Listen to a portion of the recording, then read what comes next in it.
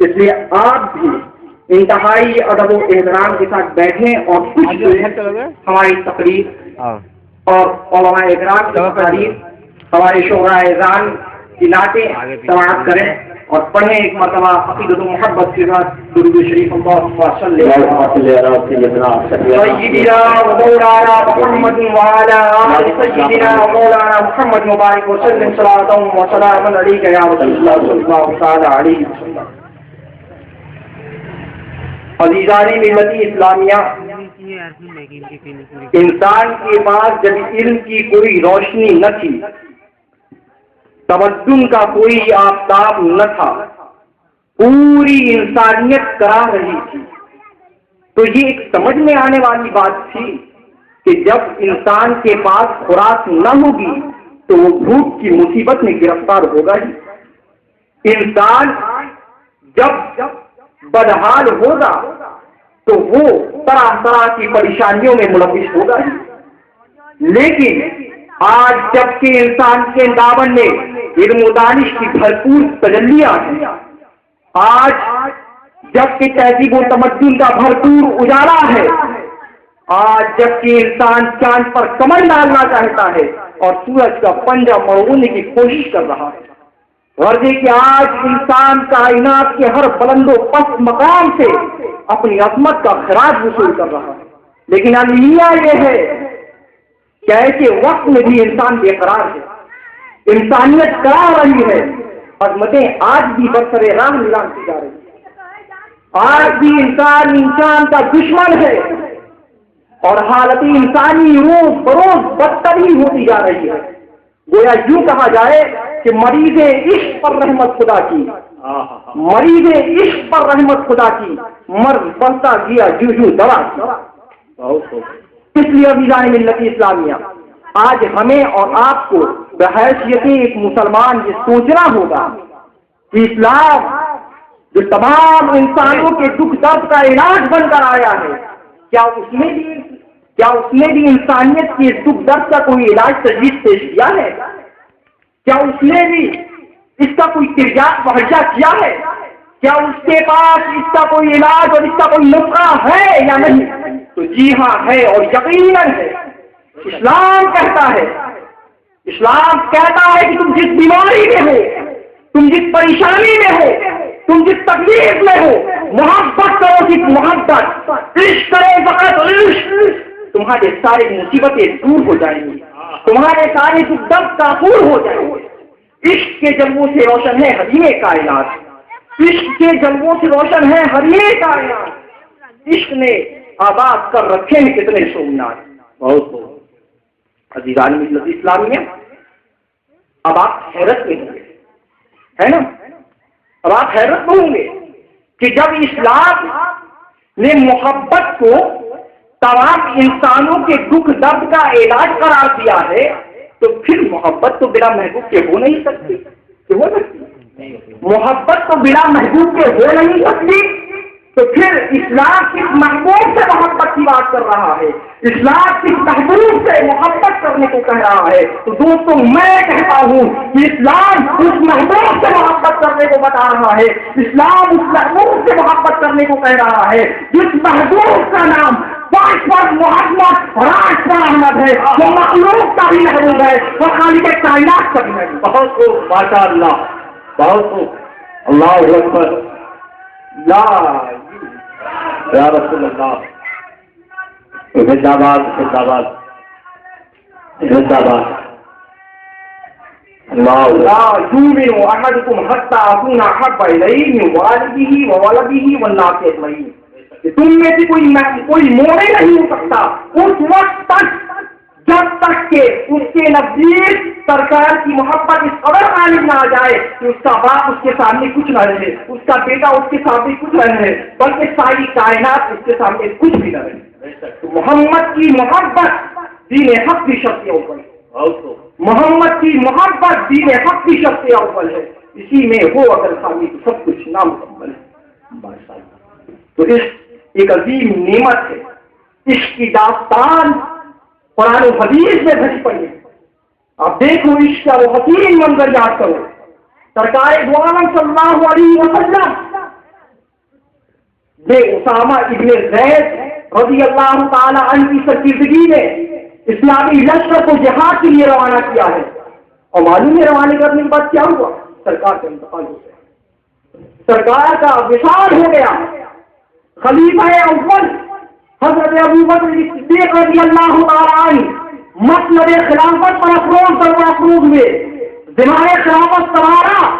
پھر وہ دشمنان اسلام جو مدتوں کی اس امید میں جی رہے تھے، اسی امید میں مر رہے تھے اور اسی امید میں جی رہے تھے کہ جب تک سرکار دو عالم زندہ ہے، جب تک سرکار دو عالم حیات ظاہری کے ساتھ ہیں، ہم انسان اسلام کا کوئی بگاڑ نہیں سکتے، ہم ان کا بال باٹا نہیں کر سکتے. لیکن جیسے ہی سرکار پردہ فرمائیں گے، جیسے ہی سرکار وصال فرمائیں گے، ویسے ہی ہم اسلام اور مسلمانوں پر جارحانہ حملہ کر دیں گے، اسلام اور مسلمانوں کی اینٹ سے اینٹ بجا دیں گے، اسلام اور مسلمانوں کو بدنام کریں گے، مسلمانوں کو تباہ و برباد کر دیں گے. چنانچہ جیسے ہی سرکار کا وصال ہوا، ان لوگوں نے اپنی شکل بندی شروع کر دی، فتنہ و فساد شروع کر دیا، بغاوتیں شروع کر دی، دشمنی ظاہر کر دی. کتنے اسلام سے پھر گئے، کتنے مسلمان ہونے سے انکار کر دیا، کتنوں نے زکات سے انکار کیا. اور اس طریقے سے ماحول خطرناک ہو گیا، ماحول سنگین ہو گیا، حالات خراب سے خراب تر ہو گئے. گویا آج کے الفاظ میں یہ کہا جائے کہ خطرناک سیاسی حالات پیدا ہو گئے. جو کہہ دیجیے خطرناک سیاسی حالات پیدا ہو گئے. فرانس کے حالات سے نپٹنے کے لیے صحابہ اکرام کو بلایا گیا، اہل رائے صحابہ اکرام کو بلایا گیا. سارے کے سارے صحابہ آئے اور مشورہ کیا. مشورہ کرنے کے بعد متفقہ طور پہ حضرت ابوبکر صدیق رضی اللہ تعالیٰ عنہ کے پاس جو تجویز پیش کی گئی تھی، وہ تجویز یہ تھی کہ سرکار دو عالم صلی اللہ علیہ وسلم کی وصال سے دشمن اسلام کو حوصلہ مل گیا ہے، دشمن اسلام کا حوصلہ بلند ہو گیا ہے اور وہ جنگ کے لیے آمادہ ہے. اگر انہیں پتا چل گیا کہ اسلامی فوجیں بھی مدینے میں نہیں ہے تو ہم پر شیر کی طرح ٹوٹ پڑیں گے. پھر کیا ہوگا؟ مدینہ برباد ہو جائے گا، گلشن اسلام تاراج ہو جائے گا، دین حق کی اینٹ سے اینٹ بچ جائے گی. اور پھر وہ مجاہدین جو جنگ کرنے سرحد پر گئے ہیں، جو جہاد کرنے سرحد پر گئے ہیں، اگر وہ فتح یاب بھی ہو گئے تو واپس کس کے طرف لوٹ کر آئیں گے؟ واپس کہاں لوٹ کر آئیں گے جب مدینہ ہی نہیں رہے گا، مسلمان ہی برباد ہو جائیں گے؟ ارے تو واپس کس کے طرف لوٹ کر آئیں گے؟ اس لیے ہماری رائے یہ ہے کہ سرکار دو عالم کے وصال سے پہلے سرکار کی زندگی میں جو لشکر اسامہ ابن زید کی سرکردگی میں بھیجا گیا تھا، اس لشکر کو واپس بلا لیا جائے. یعنی سرکار نے جو لشکر بھیجا تھا، سرکار نے جو اپنی حیات میں لشکر بھیجا تھا، اس لشکر کو واپس بلا لیا جائے. یہ سن کر حضرت ابوبکر صدیق نے فرمایا، اے لوگوں، ماتا علی نے کہا تھا ان یعود رسول اللہ صلی اللہ علیہ وسلم، کیا اے لوگوں، حضرت ابوبکر سے یہ کبھی نہیں ہو سکتا کہ محمد علی کی رائے کو مختلف کر دے، محمد علی کی بات کو رد کر دے. اے لوگوں، تم یہی کہتے ہو نا، یہی کہتے ہو نا کہ اگر اسلامی فوج کو نہ بلایا گیا تو مدینہ تاراج ہو جائے گا، اگر اسلامی فوج کو نہ بلایا گیا تو گلشن اسلام تاراج ہو جائے گا. اے تم یہی کہتے ہو نا کہ اگر اسلامی فوج کو نہ بلایا گیا تو مدینہ برباد ہو جائے گا، مسلمان تباہ ہو جائیں گے، اسلامی گھر کے رونق ہو جائیں گے. تو میں کہتا ہوں، اے لوگوں، اسلامی گھر برباد ہو جانے دو، مسلمانوں کو برباد ہو جانے دو، اسلامی گھروں کو بے نور ہو جانے دو، گلشن اسلام کو تاراج ہو جانے دو، مدینے کی اینٹ سے اینٹ بچ جانے دو. قسم خدا کی مسلمانوں، کچھ برداشت کیا جا سکتا ہے لیکن محمد عربی کی بات رد نہیں کیا. نعرہ تکبیر، نعرہ رسالت، علماء اہل سنت، نعرہ تکبیر. ایجاد شرکت کے مائل نہیں، ایجاد شرکت کا قائل نہیں. ارے یا محمد کا بن جائے زمانے کا بنے، یا محمد کا بن جائے زمانے کا بنے. تو میں کہہ رہا تھا ابو بکر نے کہا لشکر نہیں بلایا جائے گا. کیوں؟ اس لیے کہ سرکار نے بھیجا ہے اور تقاضۂ محبت یہ ہے کہ سرکار نے جو بھیجا ہے بس جانے دو, مت بلاؤ, ہم جیتیں گے. یہی ہوا. سارے صحابہ نے حضرت ابو بکر کی محبت آنے گفتگو پر سر جھکا دیا اور حضرت اسامہ کے لشکر کو نہیں بلایا گیا. یہ تو واقعہ تھا, یہ تو تاریخ میں یہ بات موجود ہے نا. اب ذرا ایک نئے پہلو سے دیکھیں کیا, اور یہ پتا لگا ہے کہ جب حضرت ابو بکر صدیق رضی اللہ تعالیٰ عنہ نے قانون عقلی کو چھوڑ کر دستور محبت پر عمل کیا, قانون محبت پر عمل کیا, تو کیا مدینہ واقعی اجڑ گیا؟ کیا مدینے کی ایک چیز بچ گئی؟ کیا مسلمان برباد ہو گئے؟ کیا مسلمانوں کا تخت تباہ ہو گیا؟ نہیں. تاریخ بتاتی ہے کہ اگر لشکر کو بلا لیا جاتا تو خونیں نہیں ہوتی, ہم لوگ قتال ہوتا, جب وہ جلال ہوتا, اور اگرچہ اس قتل کے نتیجے میں اسلامی کی پتہ ہوتی, میں مانتا ہوں اسلامی کی پتہ ہوتی, لیکن قریظی کی بات ہوتی کہ نہیں؟